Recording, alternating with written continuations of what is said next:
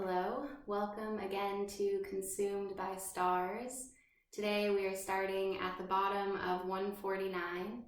And again, as a reminder, if you want to chat with me about this, since I know most of you or any of you that would be watching this, please reach out because I would love that. All right, let us begin. Straight as a dart, they have come to the place of assignation. Perhaps a chair on a balcony, perhaps a shop at a street corner. The torments, the divisions of your lives have been solved for me night after night.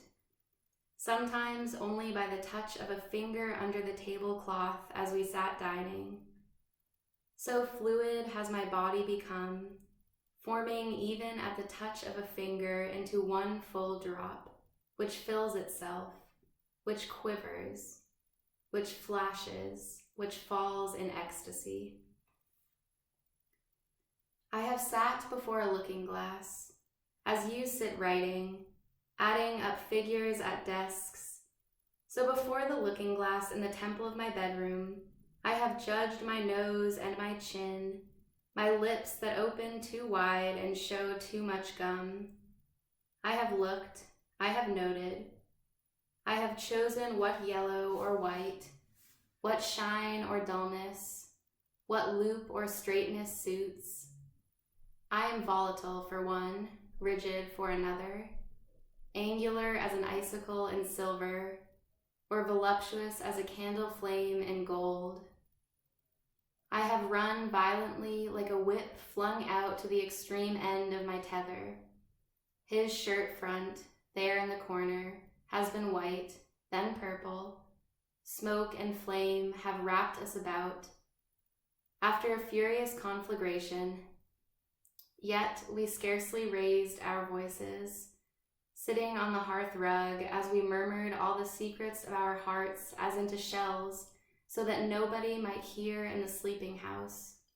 But I heard the cook stir once, and once we thought the ticking of the clock was a footfall. We have sunk to ashes, leaving no relics, no unburnt bones, no wisps of hair to be kept in lockets, such as your intimacies leave behind them. Now I turn gray, now I turn gaunt, but I look at my face at midday, sitting in front of the looking glass in broad daylight, and note precisely my nose, my chin, my lips that open too wide and show too much gum, but I am not afraid.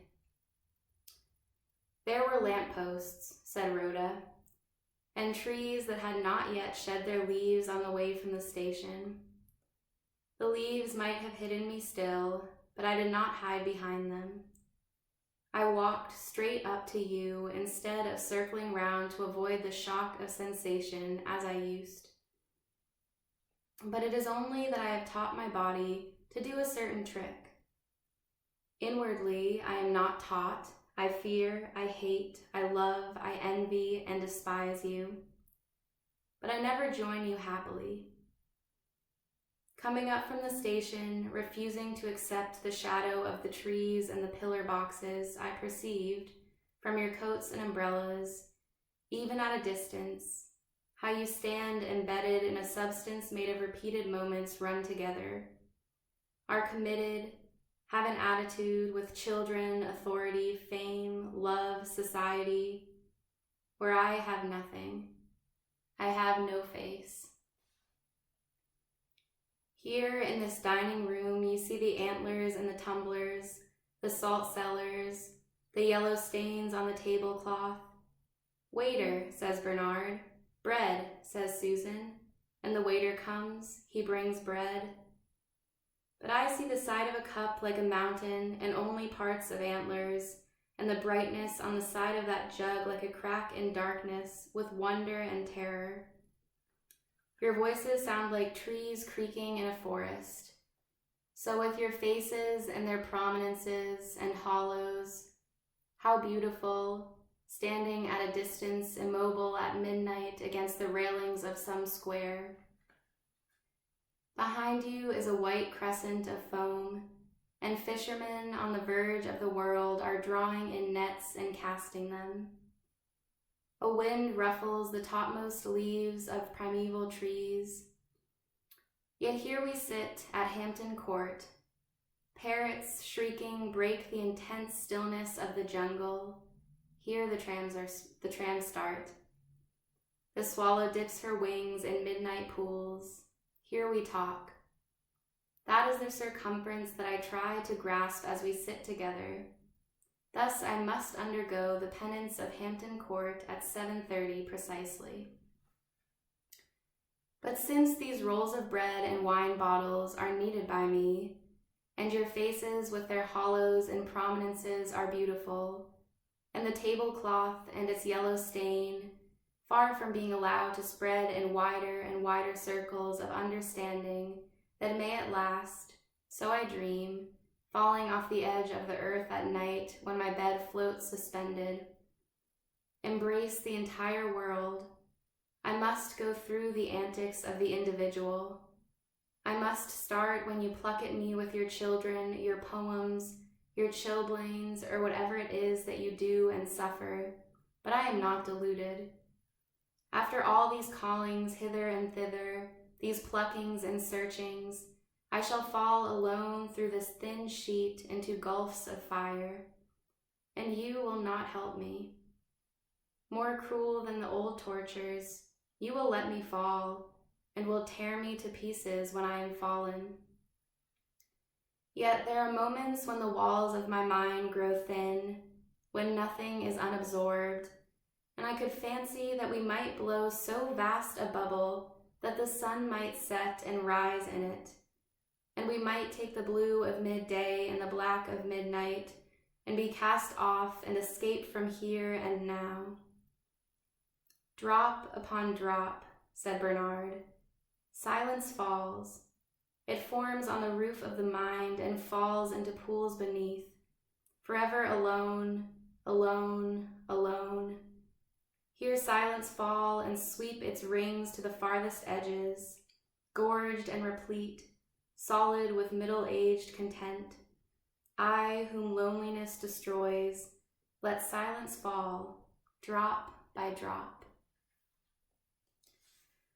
But now silence falling pits my face, wastes my nose like a snowman stood out in a yard in the rain.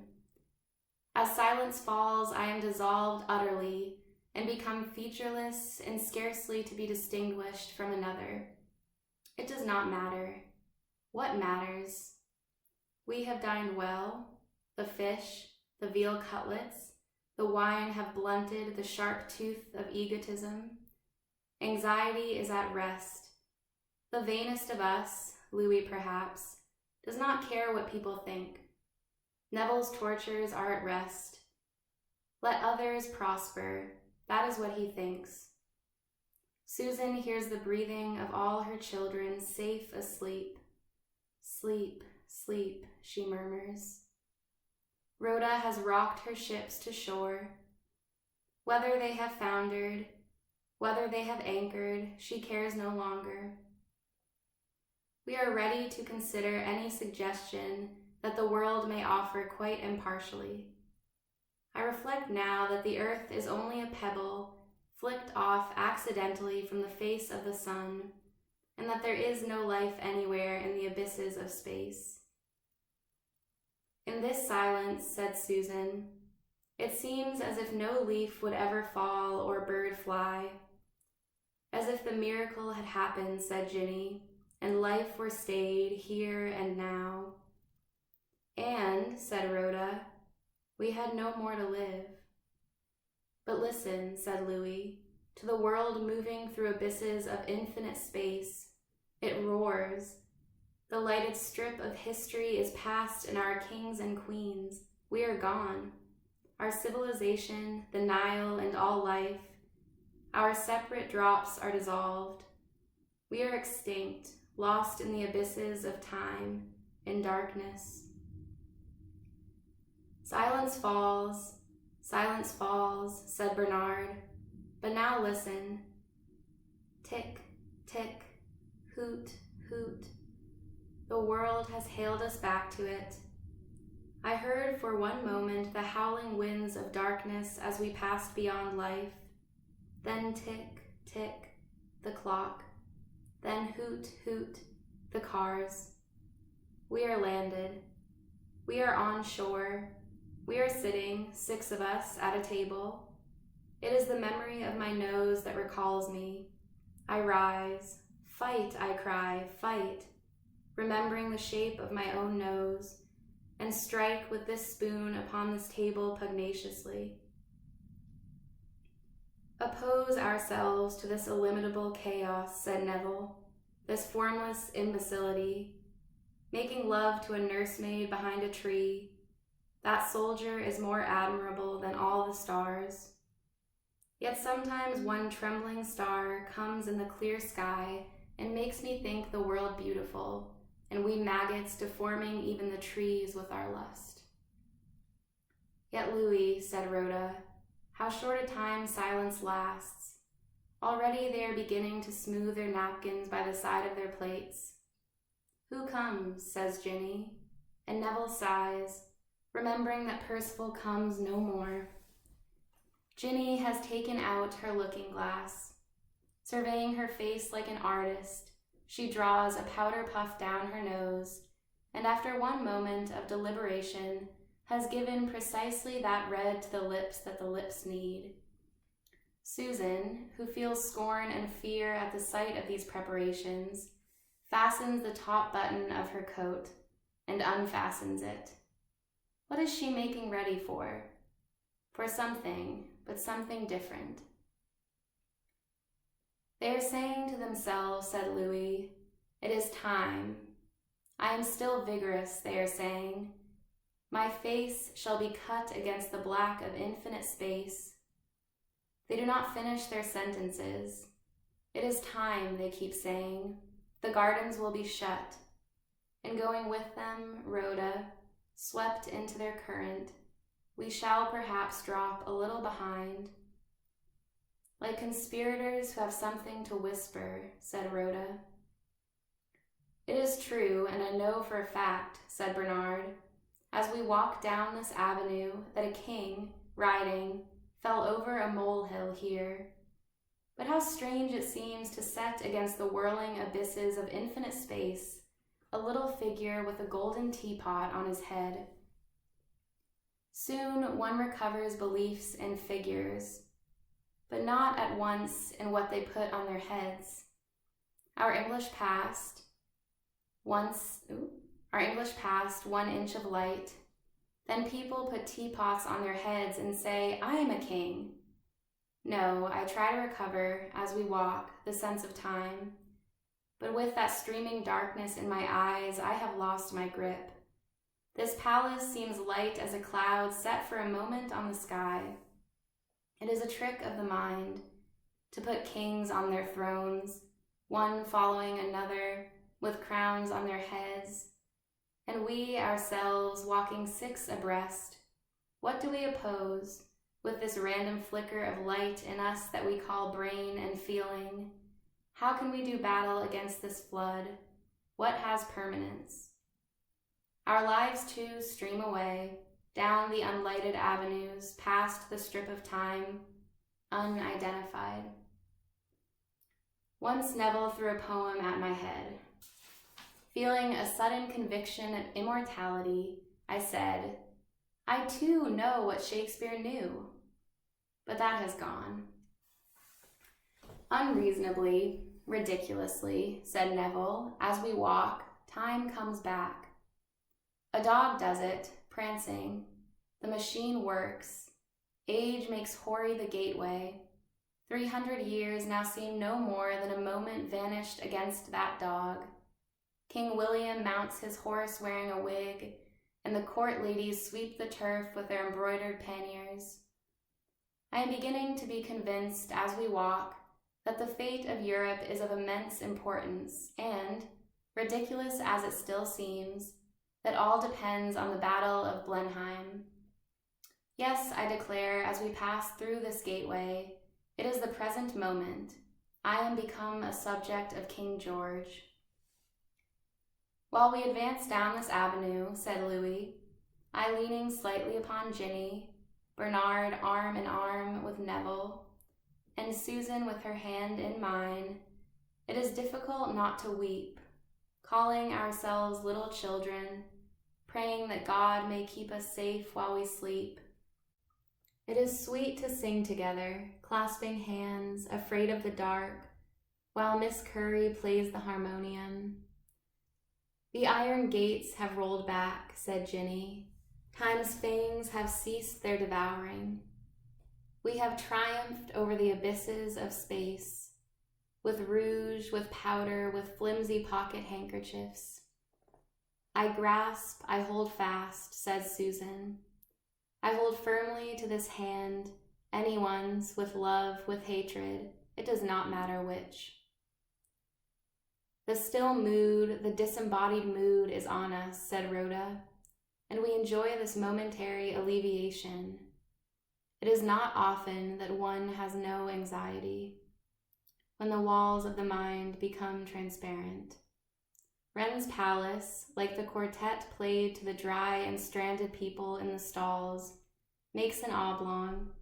A square is stood upon that oblong, and we say, this is our dwelling place.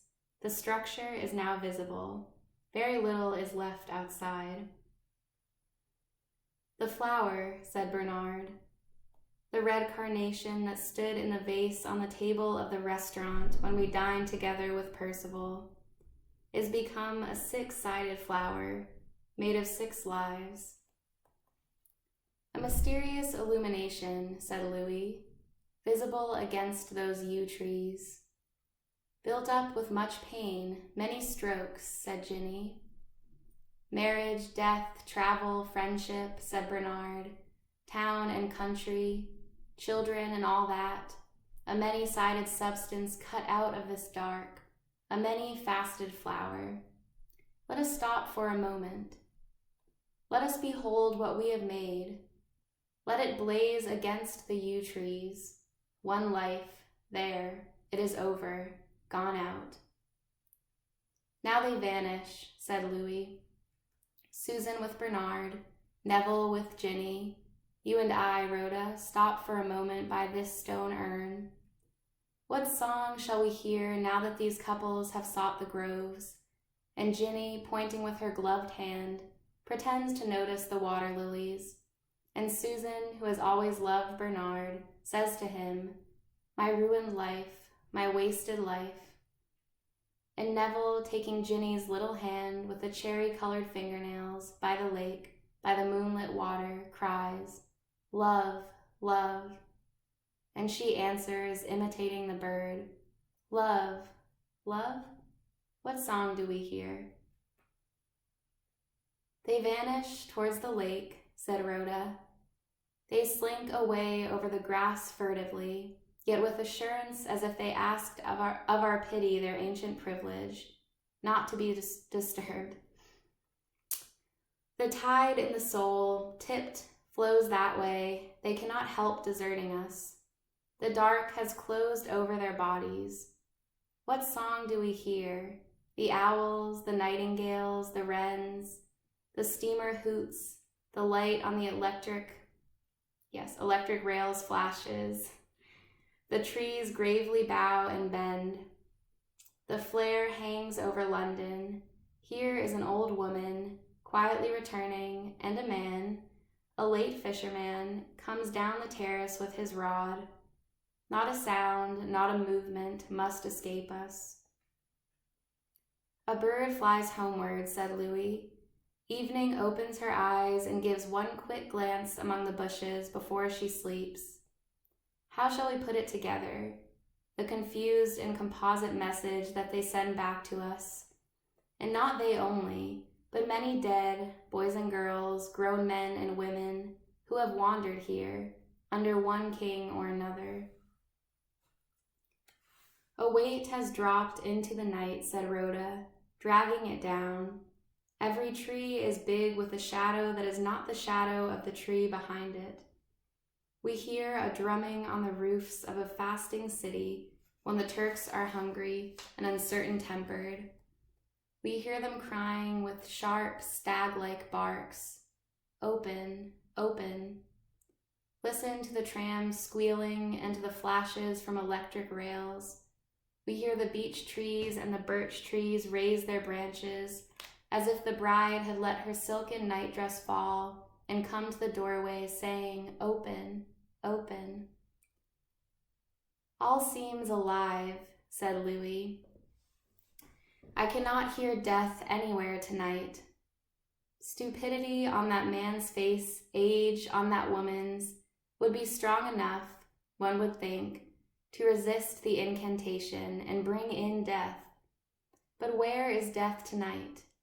All the crudity, odds and ends, this and that, have been crushed like glass splinters into the blue, the red-fringed tide, which, drawing into the shore, fertile with innumerable fish, breaks at our feet.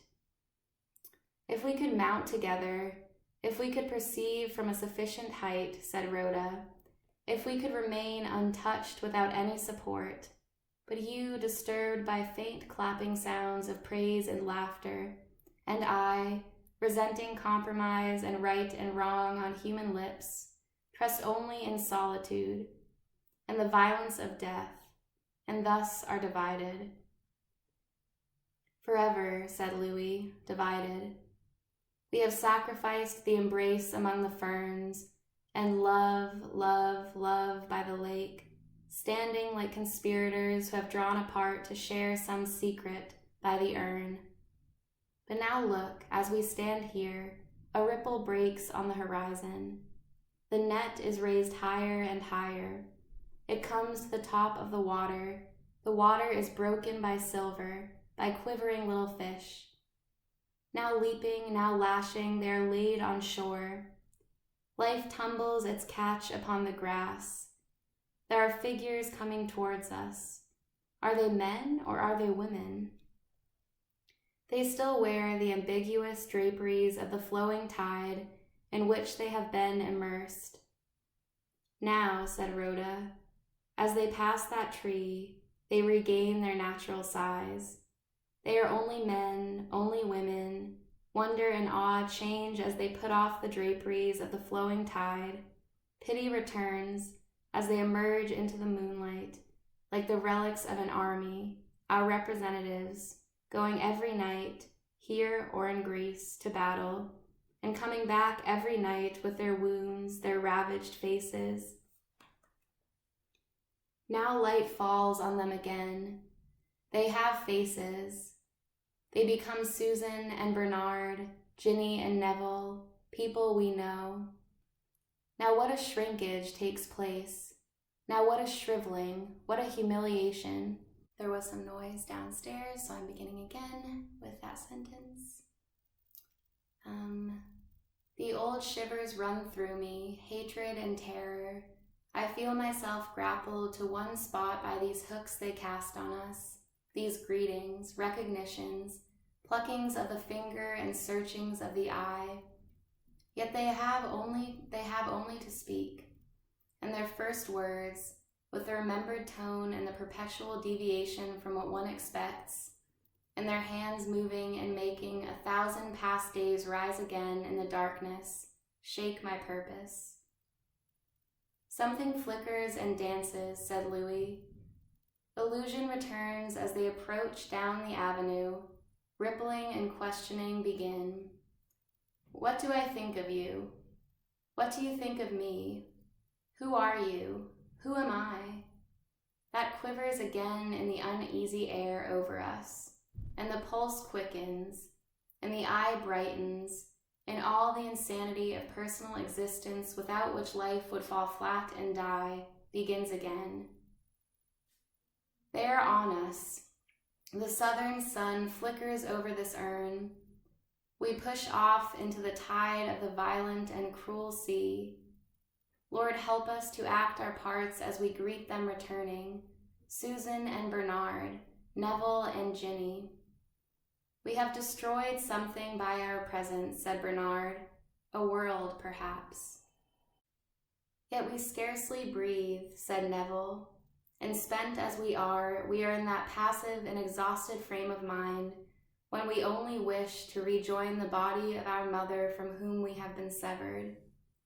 All else is distasteful, forced and fatiguing. Ginny's yellow scarf is moth-colored in this light. Susan's eyes are quenched. We are scarcely to be distinguished from the river. One cigarette end is only point of emphasis among us. And sadness tinges our content. Then we should have left you, torn the fabric, yielded to the desire to press out, alone, some bitterer, some blacker juice, which was sweet too. But now we are worn out. After our fire, said Ginny, there is nothing left to put in lockets. Still I gape, said Susan, like a young bird, unsatisfied for something that has escaped me. Let us stay for a moment, said Bernard, before we go. Let us pace the terrace by the river almost alone. It is nearly bedtime. People have gone home. Now how comforting it is to watch the lights coming out in the bedrooms of small shopkeepers on the other side of the river. There's one, there's another. What do you think their takings have been today? Only just enough to pay for the rent, for light and food and the children's clothing, but just enough. What a sense of the tolerableness of life the lights in the bedrooms of small shopkeepers give us. Saturday comes and there's just enough to pay, perhaps for seats at the pictures. Perhaps before they put out the light, they can go into the little garden and look at the giant rabbit crouched in its wooden hut. That is the rabbit they will have for Sunday dinner. Then they put out the light. Then they sleep. And for thousands of people, sleep is nothing but warmth and silence and one moment's sport with some fantastic dream. I have posted my letter, the greengrocer thinks, to the Sunday newspaper. Suppose I win £500 in the football competition, and we shall kill the rabbit. Life is pleasant, life is good. I have posted the letter, we shall kill the rabbit, and he sleeps. That goes on, listen. There is a sound like the knocking of railway trucks in a siding. That is the happy concatenation of one event following another in our lives. Knock, knock, knock. Must, must, must. Must go, must sleep, must wake, must get up. Sober, merciful word which we pretend to revile, which we press tight to our hearts, without which we should be undone. How we worship that sound like the knocking together of trucks in a siding. Now far off down the river I hear the chorus, the song of the boasting boys who are coming back in large carabancs from a day's outing on the decks of crowded steamers. Still they are singing as they used to sing across the court on winter's nights, or with the windows open in summer, getting drunk, breaking the furniture, wearing little striped caps, all turning their heads the same way as the break rounded the corner, and I wish to be with them. What with the chorus and the spinning water and the just perceptible murmur of the breeze, we are slipping away. Little bits of ourselves are crumbling. There, something very important fell then. I cannot keep myself together. I shall sleep. But we must go, must catch our train, must walk back to the station, must. We are only bodies jogging along side by side. I exist only in the soles of my feet and in the tired muscles of my thighs. We have been walking for hours, it seems, but where? I cannot remember. I am like a log slipping smoothly over some waterfall. I am not a judge. I am not called upon to give my opinion. Houses and trees are all the same in this gray light. Is that a post? Is that a woman walking? Here is the station, and if the train were to cut me in two, I should come together on the further side, being one, being indivisible. But what is odd is that I still clasp the return half of my ticket to Waterloo firmly between the fingers of my right hand, even now, even sleeping. Here's a break. after sunset. Now the sun had sunk. Sky and sea were indistinguishable. The waves breaking spread their white fans far out over the shore, sent white shadows into the recesses of sonorous caves, and then rolled back, sighing over the shingle. The tree shook its branches, and a scattering of leaves fell to the ground. There they settled with perfect composure on the precise spot where they would await dissolution. Black and gray were shot into the garden from the broken vessel that had once held red light. Dark shadows blackened the tunnels between the stalks. The thrush was silent, and the worm sucked itself back into its narrow hole. Now and again a whitened and hollow straw was blown from an old nest and fell into the dark grasses among the rotten apples. The light had faded from the tool house wall, and the adder's skin hung from the nail empty. All the colors in the room had overflown their banks. The precise brushstroke was swollen and lopsided. Cupboards and chairs melted their brown masses into one huge obscurity. The height from floor to ceiling was hung with vast curtains of shaking darkness. The looking glass was pale as the mouth of a cave shadowed by hanging creepers. The substance had gone from the solidity of the hills. Traveling lights drove a plumy wedge among unseen and sunken roads, but no lights opened among the folded wings of the hills, and there was no sound save the cry of a bird seeking some lonelier tree. At the cliff's edge there was an equal murmur of air that had been brushed through forests, of water that had been cooled in 1,000 glassy hollows of mid-ocean. As if there were waves of darkness in the air, darkness moved on, covering houses, hills, trees, as waves of water wash round the sides of some sunken ship. Darkness washed down streets, eddying round single figures, engulfing them, blotting out couples clasped under the showery darkness of the elm trees in full summer foliage. Darkness rolled its waves along grassy rides and over the wrinkled skin of the turf, enveloping the solitary thorn tree and the empty snail shells at its foot. Mounting higher, darkness blew along the bare upland slopes and met the fretted and abraded pinnacles of the mountain, where the snow lodges forever on the hard rock, even when the valleys are full of running streams and yellow vine leaves, and girls, sitting on verandas, look up at the snow, shading their faces with their fans. Them too, darkness covered. All right, that is everything we have for today. Thank you for listening.